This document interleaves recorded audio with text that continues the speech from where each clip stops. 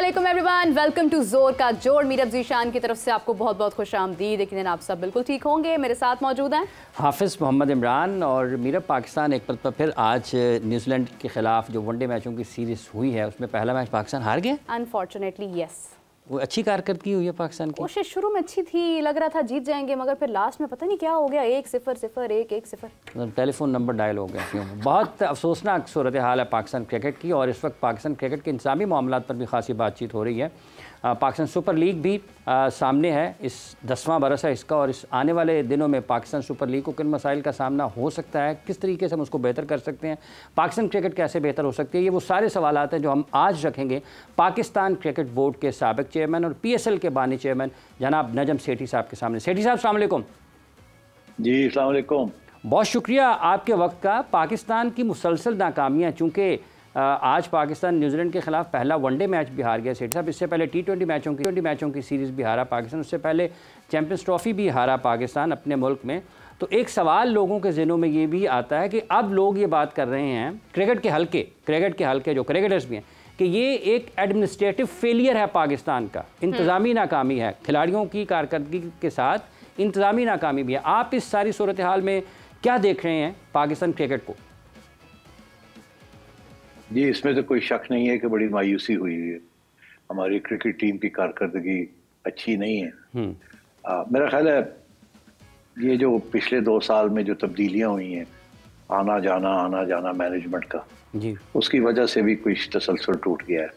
और फिर मेरा ख्याल है कुछ गलत फैसले भी हुए हैं, पहले भी हुए हैं, कुछ होते जा रहे हैं। ये होता है जब इस किस्म की तब्दीलियां आएँ। और तो मेरा ख्याल है हमें उम्मीद यही रखनी चाहिए कि आहिस्ता आहिस्ता सेटल कर जाएंगे, अपनी गलतियां तस्लीम कर लेंगे हमारे सेलेक्टर्स, हमारी मैनेजमेंट वगैरह, और फिर काम ठीक हो जाएगा। यही उम्मीद है हमारी। लेकिन सेठी साहब, हमें उम्मीद है, लेकिन जब हम इंतज़ामी नाकामी की बात करते हैं तो आपने कहा कि आना जाना लगा रहा है। पार्लियामेंट में तो वज़ीर आज़म साहब आते हैं और जो अरकान पार्लियामेंट होते हैं वो 5 साल के लिए आते हैं और वो ये इसके साथ शिद्दत पर बात करते हैं कि हमें पूरा वक्त दिया जाए। लेकिन क्रिकेट बोर्ड के चेयरमैन को पूरा वक्त क्यों नहीं दिया जाता? 2018 में आप थे, हुकूमत बदली, आप तब्दील हो गए, फिर राजा साहब आए और 6 माह का आपको वक्त मिला, फिर तब्दील हो गए, फिर ज़कात साहब आए, 6 माह बाद वो बदल गए। तो ये इस मामले में हुकूमत क्यों इस तरह से सोचती नहीं है?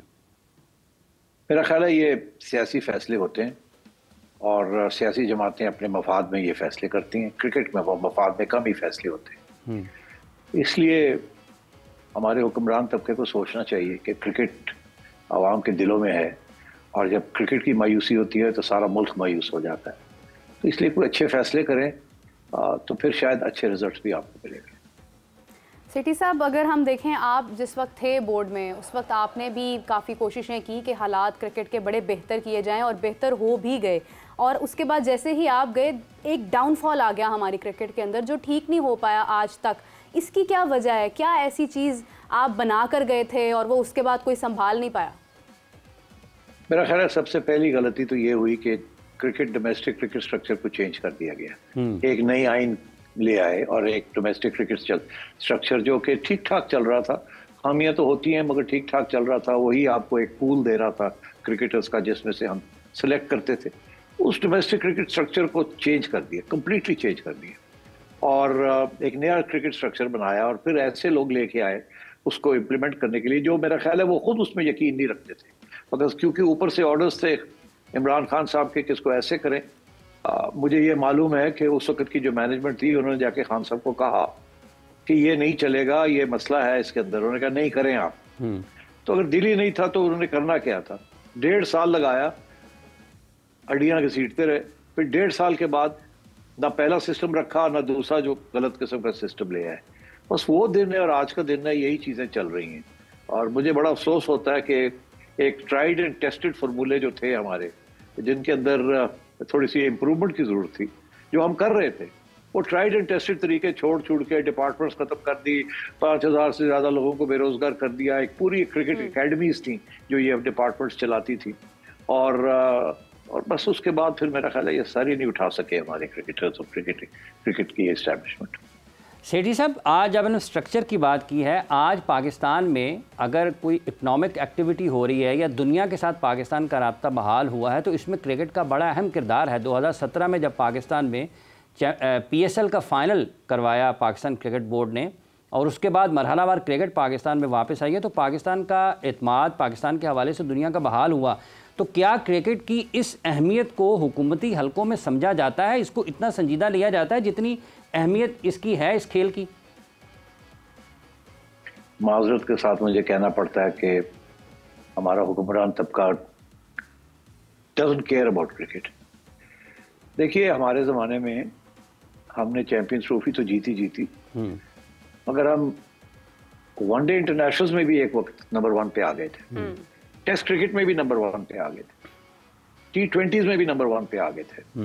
कुछ अरसे के लिए आए, फिर वो क्योंकि चलता रहता तो सब, मगर तीनों मेजर टूर्नामेंट्स यहाँ उसमें हम नंबर 1 पे आ गए।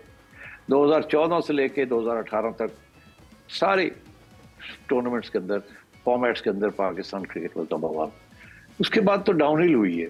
और आप पूछते हैं कि क्या हमारा हुक्मरान तबका जो कि सारा कुछ करता है बेसिकली, क्या वो उन्हें एहसास है इस बात का कि कितना दुख है पाकिस्तान में और पाकिस्तानियों को और क्रिकेटर्स को, किस तरीके से क्रिकेट नीचे जा रही है? नहीं। अगर होता तो कुछ करते ना, नहीं किया। इसका ये मतलब है बेदर्दी है बिल्कुल। ये नहीं उन्हें एहसास कि हमारा सिर्फ ये नौजवान तबका नहीं है, हम 3 जनरेशंस क्रिकेट को देखती हैं। क्रिकेट की इस वक्त व्यूअरशिप जो है is more than any other sport in the world. इसीलिए अब ओलंपिक्स में भी क्रिकेट जा रही है, अमेरिका में भी क्रिकेट शुरू हो रही है। बिल्कुल। मगर यहाँ सूरत हाल ये है कि कोई दर्द नहीं है, कोई एहसास नहीं है। सियासी तौर पे ऐसे लोग लगाए जाते हैं जिन्हें ना क्रिकेट का पता है, ना अगला ना पिछला, और फिर आप देखते हैं उसके क्या होता है क्या नहीं होता। बिल्कुल सही बात है। अगर हम सिलेक्शन कमेटी की बात करते हैं, बड़ा इंपॉर्टेंट रोल होता है सिलेक्शन कमेटी का। आज हम देख रहे हैं हमारे बोर्ड में काफ़ी ऐसी नशिस्तें हैं जो खाली पड़ी हैं। सिलेक्शन कमेटी भी जिस अंदाज में बनाई गई है, आपको लगता है कि ये मयारी है, इससे हमारी क्रिकेट को फ़ायदा पहुंच सकता है? देखिए, सिलेक्शन कमेटी तो कुछ हद तक ही कर सकती है ना। अगर उनके पास तालाब ही नहीं है जिसमें से वो सिलेक्ट करें, या ट्रेनिंग ही नहीं है एकेडमी के अंदर। नेशनल एकेडमी बनाई हुई है, क्या इसलिए नहीं बनाई हुई कि T20 के लिए ट्रेनिंग की जाए तो चुन के लोगों को? क्या ODIs के लिए नहीं ट्रेनिंग कराई जाती? हम जो डोमेस्टिक क्रिकेट खेलते हैं वहाँ तो ज़्यादातर 3 डेज और 4 डेज फिक्सचर्स होते हैं। जो थोड़े बहुत T20s वगैरह होते हैं उसमें भी कोई खास सिलेक्शन ठीक तरीके से नहीं होती, कुछ ट्रेनिंग के तहत हम नहीं करते। मैं आपको एक छोटी सी बात बताता हूँ। जब मैं चेयरमैन था तो मैं गया UK। मैंने सुना था कि लेस्टरशायर के अंदर एक पूरी एकेडमी इंग्लैंड क्रिकेट बोर्ड ने बनाई हुई। तो मैं देखने गया कि क्या हम भी उसको इस्तेमाल कर सकते हैं फॉर ट्रेनिंग पर्पसेस और नॉट। तो जब मैं वहाँ गया, उन्होंने कहा नहीं जी, ये सिर्फ इंग्लैंड क्रिकेट बोर्ड के लिए एक स्पेशल एकेडमी है यहाँ।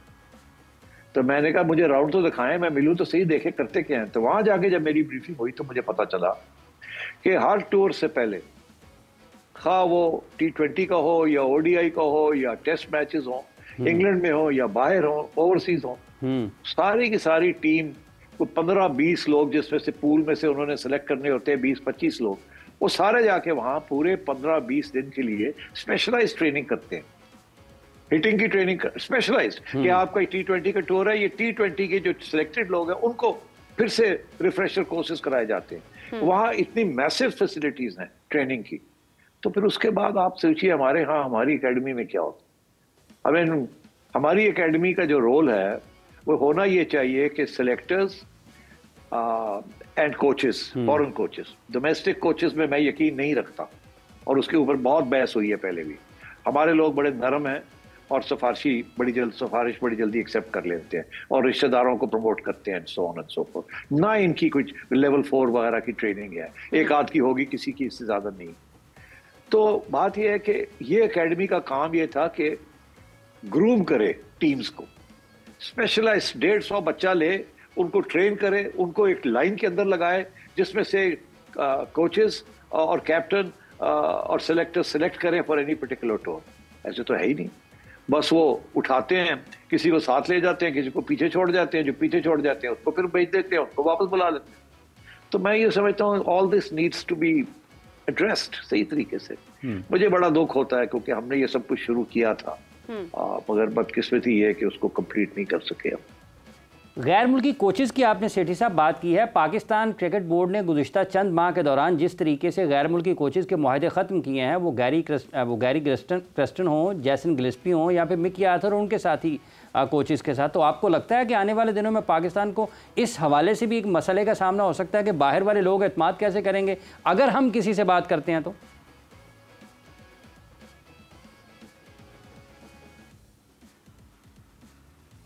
जी सेठी साहब आपको आवाज़ आ रही है?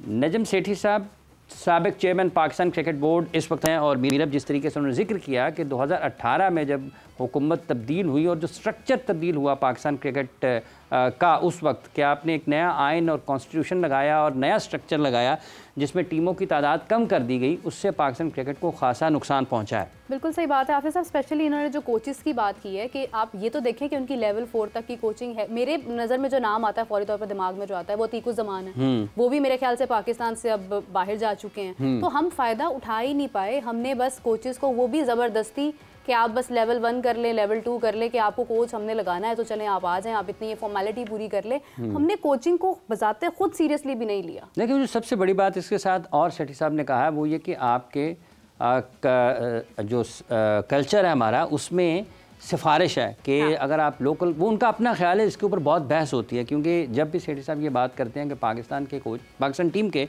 कोचेस अपने नहीं होने चाहिए, गैर मुल्की कोचेस को होना चाहिए, उस पर उन्हें खासी तनकीद का सामना करना पड़ता है और बाजी में भी हुआ है। लेकिन उनका एक फ़लसफ़ा है, वो उसके ऊपर यकीन रखते हैं। सेठी साहब, ये जो पाकिस्तान क्रिकेट बोर्ड ने गुज़िश्ता चंद माह में गैरी क्रिस्टन, जैसन गिलेस्पी, मिकी आर्थर, उनके साथी कोचेस के मुआहदे जिस अंदाज में ख़त्म किए हैं, आपको लगता है कि अब ये भी एक मसला होगा? अब मुस्तकबिल करीब में हम किसी से बात करते हैं बाहर, तो वो तो हमसे संजीदा लेंगे नहीं हमें? आप बिल्कुल सही कह रहे हैं। देखिए, मेरा फलसफा ये था कि एक बंदे को सिलेक्ट करें हेड कोच, उसे कहें कि बाकी सारे कोचेस जो आप में सिलेक्ट करते हैं, आपकी टीम बनेगी। ये ऐसे ही है कि जैसे कि पूरी जिम्मेदारी एक बंदे को दे दी। जैसे कि अगर चेयरमैन की एक जिम्मेदारी है तो सारी जिम्मेदारी लेनी पड़ती है, अगर सिलेक्टर की जिम्मेदारी है तो लेनी पड़ती है। तो ये नहीं होना चाहिए कि एक आप हेड कोच लगा दें फौरन, एक आप फील्डिंग कोच लोकल ले लें, एक आप बॉलिंग कोच लोकल ले लें, एक आप बैटिंग कोच फिर और फौरन कहीं से इधर से उठा के ले आए, अलग अलग चुने। ऐसे नहीं होना चाहिए। एक बंदे को पहले सिलेक्ट करें, उसे कहें सारे कोचेस सिलेक्ट करें, ताकि वो डिलीवरी दे सके, अकाउंटेबिलिटी हो उसकी। ये तो नहीं कि जी ये मेरा कोच तो नहीं था, ये तो आपने लगाया हुआ है, ये उसने लगाया हुआ है, इसके साथ तो मेरी लगती नहीं है। ऐसे नहीं होना चाहिए। ये गलती करते रहे।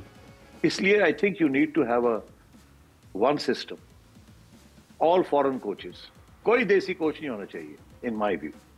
बाकी सारे देसी कोचेस सारे पाकिस्तान में चल रहे हैं, हमारे हर लेवल पे हैं। नेशनल एकेडमी में भी फॉरेन कोच होना चाहिए, बिकॉज मैं आपको बताऊं, जो रियल प्रोफेशनलिज्म है ना, वो फॉरेन कोचेस में। इसीलिए तो उनको इतने पैसे दिए जाते हैं बाहर, बिकॉज दे डिलीवर, उनकी दिमाग भी इस्तेमाल करते हैं। एंड सो आई थिंक ये गलती हुई है इन लोगों से। इन्होंने फॉरेन कोचेस वाला जो सारा सिस्टम था वो खराब कर दिया। और आपकी बात अब सही है, अब अगर कोई भी लाना चाहेगा तो लोग 10 दफा सोचेंगे कि यार ये पाकिस्तान में 3 महीने नहीं रहने देते, खुद भी आते जाते हैं और ऊपर से हमें हमारी भी छुट्टी करा देते हैं और लड़ाई झगड़े भी शुरू हो जाते हैं। तो इसलिए मैं समझता हूँ बड़ी अफसोस की बात है, ये बड़ा नुकसान हुआ। सेठी साहब, ये जो PSL के लड़ाई झगड़े हैं, ये कब खत्म होंगे? PSL के क्या लड़ाई झगड़े हैं, अब आप बताएं मुझे जरा। देखिए ना, वो अब कंपनी बनाने जा रहे हैं, वो मालिकाना हुकूक नहीं है फ्रेंचाइज मालिकान के पास। 10 साल के बाद वो कहते हैं हमें कोई पता नहीं कि अब क्या होना है। और आपको लगता है कि ये कोई इतनी अच्छी इस ब्रांड के लिए, इसकी डेवलपमेंट के लिए चीज़ें इतनी अच्छी नहीं है? नहीं, लड़ाई झगड़े तो नहीं होने चाहिए, मसले रिजॉल्व करने चाहिए। PSL भी फुल टाइम इशू है, जैसे PCB तो डबल फुल टाइम काम है, PSL भी फुल टाइम काम है। अगर ऐसे मसले हैं तो इसको हल करना चाहिए। हमने तो बड़ा स्मूथली चलाया था सारा कुछ, इब्तदा से लेके आखिर तक। और अब पता लग रहा है, मुझे पता चल रहा है कि जी 2 नई टीम्स लानी है इन्होंने। और इस वक्त मईशत का हाल इतना अच्छा नहीं है कि इतनी उसमें जूस है कि वो जो भी इन्वेस्टमेंट करेगा उसको रिटर्न्स मिल सकती हैं कि नहीं मिल सकती। मेरे से इन्होंने किसी ने कंसल्ट नहीं किया कि अगला मॉडल क्या है, ना फ्रेंचाइजेस ने कंसल्ट किया है, ना PCB ने मुझे कंसल्ट किया है। और ये मॉडल हम सब ने मिलके बनाया था और मिलके चलाया था। और अगर इस किस्म की लड़ाई झगड़े अब शुरू हो गए हैं तो I am very sorry to hear this. इसके साथ PSL brand will go down. अगर फ्रेंचाइजीज खुश नहीं है तो उनको साथ लेना चाहिए। अगर PCB के कोई इश्यूज हैं तो फ्रेंचाइज को साथ लेके चलना चाहिए PCB को। अलग अलग ये लड़ाई झगड़े के साथ PSL तबाह हो जाएगा। बिल्कुल सही बात है। सेठी साहब, PSL के अंदर अभी जो चेंज हम एक्सपेक्ट कर रहे हैं कि ये 10वां एडिशन, इसके बाद शायद टीम्स बढ़ा दी जाएं। हमारे पास तो अभी ये टीम्स पूरी नहीं हो रही हैं। आप देखें कि मिसाल के तौर पर कितने खिलाड़ी हमने शामिल किए, वो अभी IPL खेल रहे हैं, सेम विंडो में मैच हो रहे हैं। फिर उसके बाद अगर 10 टीम्स हम बना लेते हैं, फिर हमारा लोकल टैलेंट उस तरह से परफॉर्म नहीं कर रहा, तो is this a good idea कि हम ज़्यादा टीम्स बनाने लग जाएँ PSL में? देखिए, आई थिंक प्लान तो 8 टीम्स का था, मगर देखिए वो प्लान तो एक एब्स्ट्रैक्ट प्लान था ना। गोइंग फॉरवर्ड कितना टैलेंट हम क्रिएट कर सकेंगे 10 साल के अंदर ताकि 8 टीम्स बन जाएं। अब तो आप देख रहे हैं हमारा टैलेंट ही कोई नजर नहीं आ रहा। तो ये 7वीं और 8वीं टीम जो है, ये इसमें क्या टैलेंट लेके आएंगे, कहाँ से लेके आएंगे स्टार्स? PSL तो चलता है स्टार वैल्यू के ऊपर, टैलेंट के ऊपर, फिर फॉरेनर्स भी आते हैं उसके अंदर। और अगर आप अब नंबर, जैसे खान साहब कहते थे, रेलू कट्टे डाल देंगे 7वीं टीम में और 8वीं टीम में, तो फिर सारी डाइल्यूशन हो जाएगी ना quality of the tournament. Tournament तो अपनी क्वालिटी पे चलती है।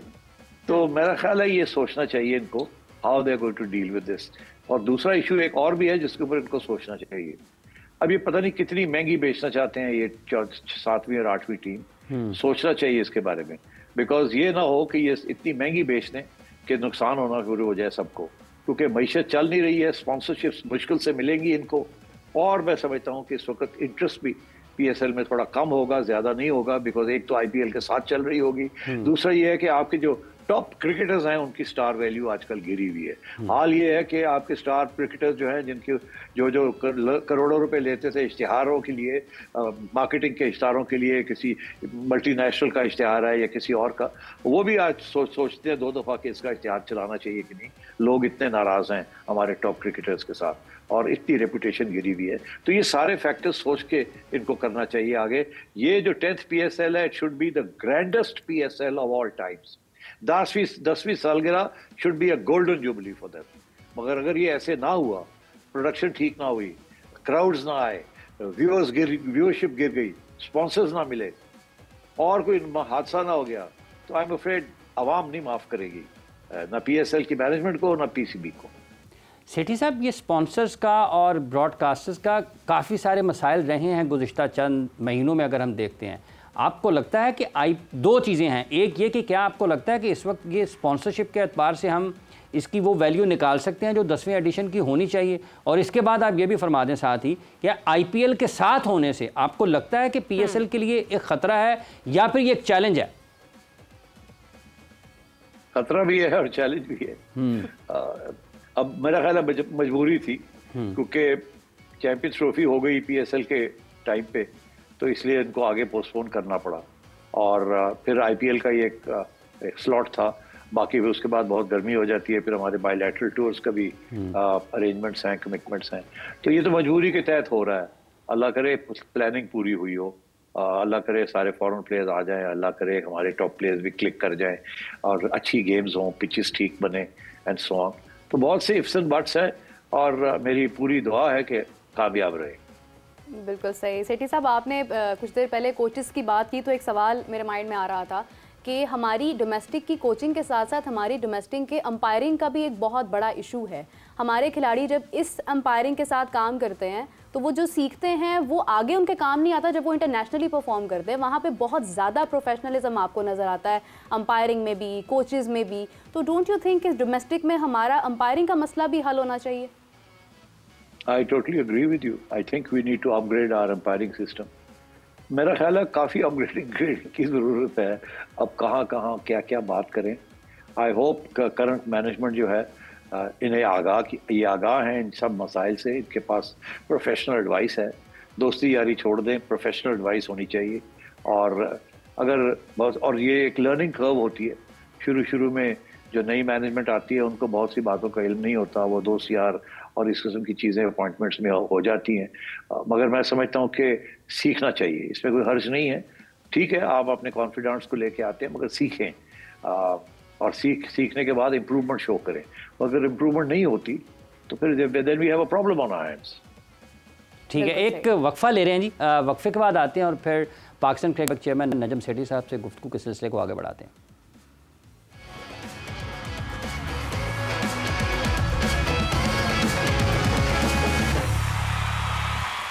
जोर का जोड़ में आपको एक मरतबा फिर खुश आमदीद कह रहे हैं। बात हम कर रहे हैं पाकिस्तान सुपर लीग को दरपेश चैलेंजेस के हवाले से, और पाकिस्तान क्रिकेट बोर्ड उस ब्रांड को जो कि आईसीसी के बाद पाकिस्तान के लिए आमदन का सबसे बड़ा ज़रिया है, उसके साथ क्या रवैया इख्तियार कर रखा है, किस तरीके से उस ब्रांड के बारे में काम हो रहा है, उस पर काम हो रहा है, यही वो सवालात हैं जो आज क्रिकेट के हलकों के ज़हनों में। सेठी साहब, आपने कहा कि आपसे कोई मुशावरत नहीं हुई किसी भी सतह पर, ना फ्रेंचाइजिस ना ही पाकिस्तान क्रिकेट बोर्ड, तो असल खाका आपके जहन में क्या था कि जब 10 साल हो जाएंगे इसको, जब आपने चूँकि इनिशिएट किया इसको, तो उसके बाद आपका क्या ख्याल था जब आपने शुरू किया कि ये कहाँ पर होना चाहिए था आज इसको? इसकी वैल्यू इस वक्त कम से कम $1 बिलियन से ज्यादा होनी चाहिए थी। $1 बिलियन?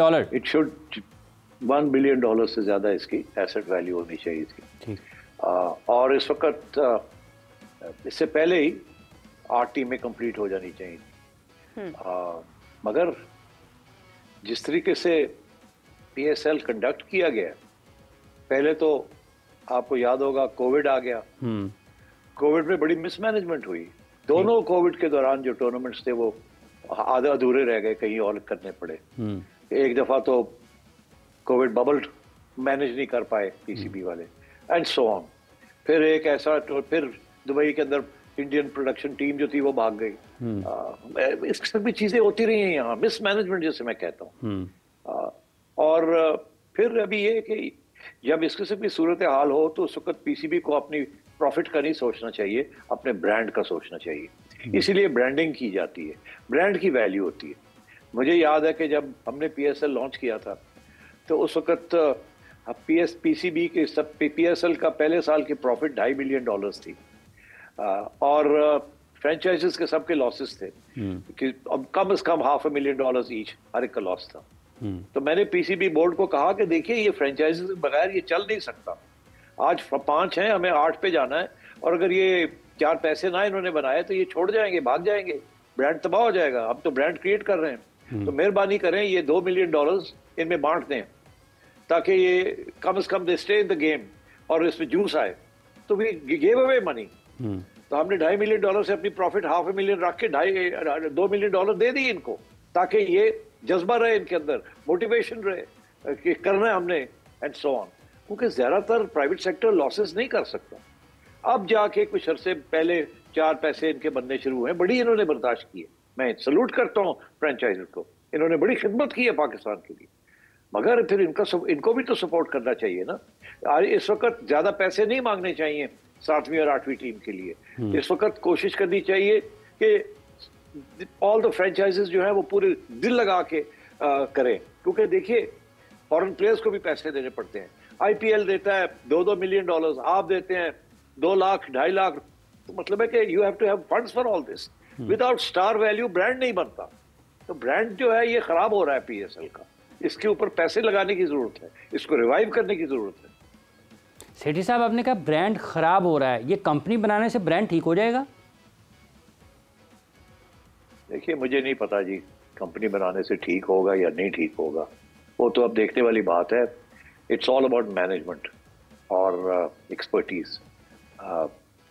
हमने भी सोचा था कि अलग कंपनी बनाई जाए, मगर फिर जब देखा कि अलग कंपनी बनाने से खर्चे बढ़ जाएंगे और जरूरी नहीं है कि आमदन बढ़ जाए। क्योंकि याद रहे आपको कि मैंने जब ये लॉन्च किया था तो हमने बाहर से नई टीम नहीं बनाई थी पीएसएल के लिए, हमने पीसीबी के लोगों को मोटिवेट किया था कि आप और मेहनत करें, हम आपको थोड़ा सा अलाउंस दे देते हैं। कोई तैयार नहीं था, हमने उनको तैयार किया, उनको मोटिवेट किया, उनको थोड़े 4 पैसे और दे दिए और उन्हीं से काम लिया। मैं आपको बताऊं, वो $500,000 के अंदर हमने सारा कुछ कर लिया था। और उस वक्त जब हमने सोचा था कि अब पूरा एक नया मैनेजमेंट बनानी पड़ेगी, तो उसके कम से कम $3 to $4 मिलियन की जरूरत थी उसके लिए। तो अब ये अलग कंपनी बना रहे हैं, अब पता नहीं इन्होंने वर्कआउट किया है उसको कैसे मैनेज करेंगे, क्या करेंगे, उसके खर्चे कितने होंगे। अलग दफ्तर होगा, सारा साल काम होगा, जाके काम सिर्फ 3 महीने का होता है, इससे ज्यादा काम नहीं होता पीएसएल में। तो क्या साल की तनख्वाहें देंगे? आई डोंट नो इन्होंने क्या वर्कआउट किया क्या नहीं किया, but I hope that all the financial aspects have been looked at. बिल्कुल सही। सेठी साहब, आप जिस तरह से मैनेजमेंट की बात कर रहे हैं, आपकी जब आप चेयरमैन थे बोर्ड के अंदर, उस वक्त देखें डिसीजंस कितने वाइब्रेंट थे, पीएसएल हुआ, हमारी क्रिकेट बेहतर थी। आज जब हम डिसीजंस ले रहे हैं, हमने चैम्पियंस कप भी खड़ा किया, हमने मेंटोर्स भी तैयार किए, हमने स्ट्राइक फोर्स भी तैयार की, लेकिन कोई प्रोडक्टिविटी नज़र नहीं आ रही है। इनफैक्ट जो हमारे पास था हम उसको भी खोते चले जा रहे हैं। इसकी क्या वजह है? फिर देखिए ना, मैनेजमेंट को रिव्यू करना चाहिए। हो सकता है गलत फैसले हो गए हों, इनको चाहिए रिव्यू करें, हर चीज़ को रिव्यू करके इम्प्रूव करें। बिकॉज देखिए, अकाउंटेबिलिटी तो होगी, जब टीम हारेगी तो अकाउंटेबिलिटी होगी, और अगर तसलसल हारती जाएगी तो फिर पीसीबी के ऊपर तनकीद तो होगी, और तनकीद जो है it goes all the way. इसलिए मेरा ख्याल है they need to review their practices, they need to review their team, and I mean the management team, and then of course they need to sit down with the franchises and work out an amicable solution.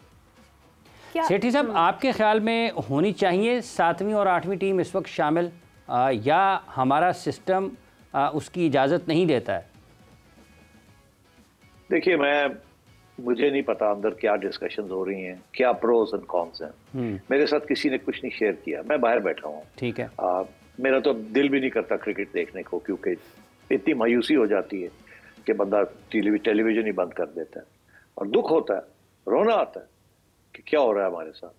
मगर मेरा ख्याल है कि they should review everything. मैं इससे ज़्यादा मैं क्या कह सकता हूँ, मुझे तो पता नहीं अंदर क्या हो रहा है क्या नहीं हो रहा।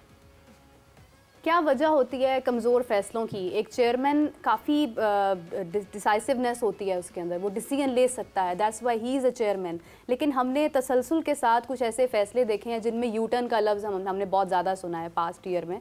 तो क्या रीज़न है कि हमारे फैसले ठीक नहीं हो रहे हैं, हमें अपने फैसलों पर यकीन नहीं हो पा रहा? देखिए, जब मैं चेयरमैन बना था 2013 में, मुझे भी क्रिकेट मैनेजमेंट के बारे में कुछ नहीं पता था। तालीम अच्छी थी, जज्बा था, एक मोटिवेशन थी, गलतियां हुई होंगी और हुई थी, सीखा, हर गलती से सीखा, हर किस्म के एक्सपर्ट को कंसल्ट किया, 18 घंटे काम किया, फैसले किए, निभाए, करेक्शन की, लर्निंग प्रोसेस था।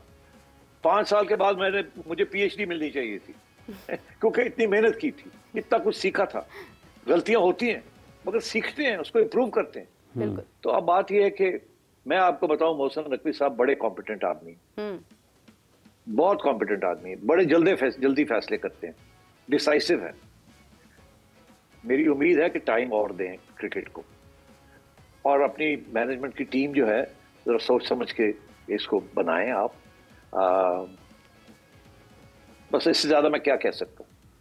ठीक। अच्छा सेठी साहब, अभी आपने टीमों के इजाफे का जिक्र किया है, फिर स्पॉन्सरशिप के भी मसाइल हैं। ये जो फ्रेंचाइज मालकान हैं, आपने जब शुरू किया तो वो तो कई दिन पहले यूएई से शुरू जब हुए तो वहाँ पर इसकी आप रेडियो पर उसके ऐलानात शुरू हो जाते थे, ब्रांडिंग नज़र आना शुरू हो जाती थी। लेकिन अब हम पाकिस्तान में हैं, आपने ब्रांड वैल्यू को जिक्र किया है, बाहर कहीं कुछ नज़र नहीं आता है।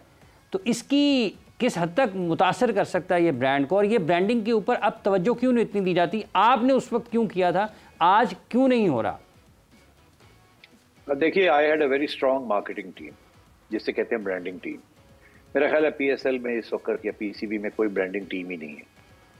इसमें मैं I am convinced of this कि ब्रांड बनाना पड़ता है, उसको रिवाइव करना पड़ता है, उसको अलाइव रखना पड़ता है, उसको कॉन्स्टेंटली फीड करना पड़ता है। ये सारे बड़े ब्रांड्स हैं।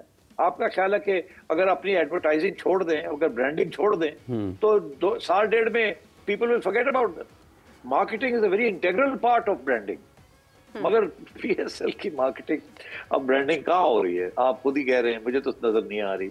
और मैं आपको बताऊं ऑनेस्टली, मुझे कोई नजर नहीं आ रहा ऐसा शख्स पीसीबी में या पीएसएल में जिसे ब्रांडिंग के बारे में कोई खास पता हो, या कि इन्होंने कोई बजटिंग की हो ब्रांडिंग के लिए, मुझे नहीं पता। मगर अगर नजर नहीं आ रही तो इसका ये मतलब है प्रॉब्लम तो है ना कहीं ना कहीं। सेठी साहब, आपने हैट्रिक करनी है? मैं आपको बताऊं, जब मैं ये 6 माह के लिए आया था, तो जब मैं गया तो पीएसएल के 2 महीने रह गए थे। मैं दिसंबर 22-23 को आया और फरवरी में पीएसएल होना था। तो मैंने सबसे पहली मीटिंग की, मैंने कहा लाइए जरा PSL के कौन करता धरता यहाँ। तो आ गए साहब, मैंने कहा जी क्या आपकी प्लानिंग है, जरा मुझे जरा आगाह तो करें। वो ले आए जनाब बड़ी पावर पॉइंट प्रेजेंटेशन। तो मैंने कहा यार ये ब्रांडिंग और PSL के बजट कितना है? कहने लगे जी चेयरमैन साहब जो थे उन्होंने हमें $3 लाख दिए थे। मैंने कहा व्हाट, $3 लाख सिर्फ दिए आपको सारी ब्रांडिंग के लिए, PSL के लिए? कहने लगे जी सारा बजट ही इतना है, इससे ज्यादा दिया ही नहीं हमें। तो मैंने कहा तो फिर PSL कैसे करोगे? मैंने कहा ओपनिंग सेरेमनी है कोई? कहने लगे जी वो एक गाना गा रहे हैं। मैं कहा व्हाट, सारा रीऑल किया, ओवरऑल किया, बोर्ड से पैसे लिए टू प्रमोट PSL, एक ओपनिंग सेरेमनी के लिए सारा ड्रामा किया, बुलाए लोगों को, जल्दी जल्दी बनाओ जी ओपनिंग सेरेमनी क्या होगी क्या नहीं होगी। तो यार ये is part of branding, hype create करना। Media, what is your media policy? क्या है? कोई मीडिया पॉलिसी नहीं। अरे यार क्या कर रहे हैं आप लोग? सो मैं आपसे ये कह रहा हूँ, दिस इज ये काम करना पड़ता है। You need to create PSL को जिंदा रखना है। जिंदा रहेगा तो ग्रो करेगा ना, अगर जिंदा ही नहीं रहेगा तो ग्रो उसने क्या करना। तो मैं कह रहा हूँ ये बड़ा क्रिटिकल 10th PSL है।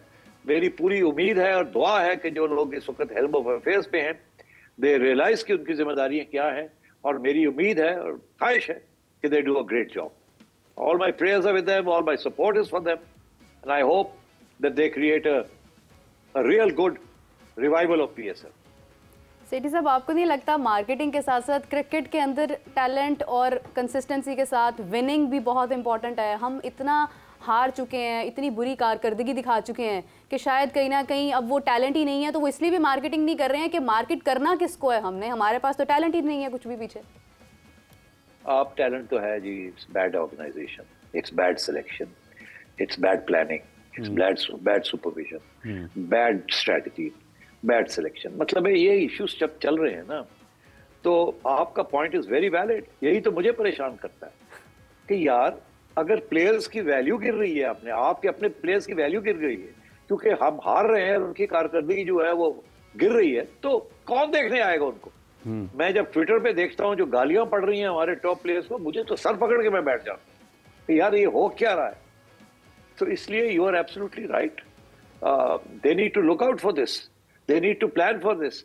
अभी हफ्ता 10 दिन रह गए हैं, I see no attempt to create an environment जिसमें एकदम एक्साइटमेंट शुरू हो जाए। वो PSL आ रहा है, PSL आ रहा है, ये हो रहा है, वो हो रहा है, मुझे तो नजर नहीं आ रहा। अल्लाह करे अगले 3-4 दिन में ईद के बाद ये बिल्कुल जैसे कहते हैं ना फुल स्पीड पे जाए और कुछ क्रिएट करें PSL की हाइप, मगर अल्लाह करे कर रहे हैं। I don't know what the plans are. अच्छा सेठी साहब वो सवाल वहीं पर रह गया कि आपने हैट्रिक करनी है, क्योंकि इस रीजन पाकिस्तान में जो 16 रीजन हैं उनके बहुत सारे लोग ये चाहते हैं कि सेठी साहब दोबारा चेयरमैन बन जाएं। क्रिकेट के हलकों में भी इधर उधर से सुनने को मिलता है, फिर हुकूमती हलके भी कहीं ना कहीं कहते रहते हैं यार क्रिकेट को ठीक करना है तो फिर सेठी साहब को लाना पड़ेगा। आपको लगता है कि कोई ये मौका मिलेगा, मौका मिल सकता है, आप तैयार हो जाएंगे? देखिए मैं तो ये चाहूँगा कि मोहसिन नकवी साहब फुल टाइम क्रिकेट को दें और इसको ठीक करें। फुल टाइम यानी वक्त you need full time chairman. अच्छा 18 घंटे काम करें, इतना काम करने की जरूरत पेश आती है? जी बिल्कुल। यानी एक जिम्मेदारी छोड़नी पड़ेगी, पूरा वक्त जो है वो सिर्फ क्रिकेट को देना पड़ेगा पूरा। देखिए cricket needs time, cricket is very important. आपके लोगों के दिल धड़कते हैं इस क्रिकेट के ऊपर, तो आप प्लीज मेरी एडवाइस टू मोहसिन नकवी साहब है कि आप आ जाएं लाहौर, छोड़ें बाकी सब कुछ, छोड़ें लाहौर चलाएं और बाकी सब कुछ छोड़ें, लाहौर आ जाएं, पाकिस्तान क्रिकेट को संभालें। बहुत बहुत शुक्रिया आपका सेठी साहब, आपने अपना, और यही एक पैगाम है पाकिस्तान क्रिकेट बोर्ड के चेयरमैन और पाकिस्तान के वफाकी वज़ीर दाखिला मोहसिन नकवी साहब के लिए, पाकिस्तान क्रिकेट बोर्ड के साबिक़ चेयरमैन नजम सेठी साहब के लिए कि लाहौर आएँ, क्रिकेट संभालें। प्रोग्राम का वक्त ख़त्म हुआ चाहता है। हाफिज़ इमरान और मीरब ज़ीशान आपसे इजाज़त चाहते हैं। अपना बहुत सारा ख्याल रखिएगा। Take care. अल्लाह हाफ़िज़।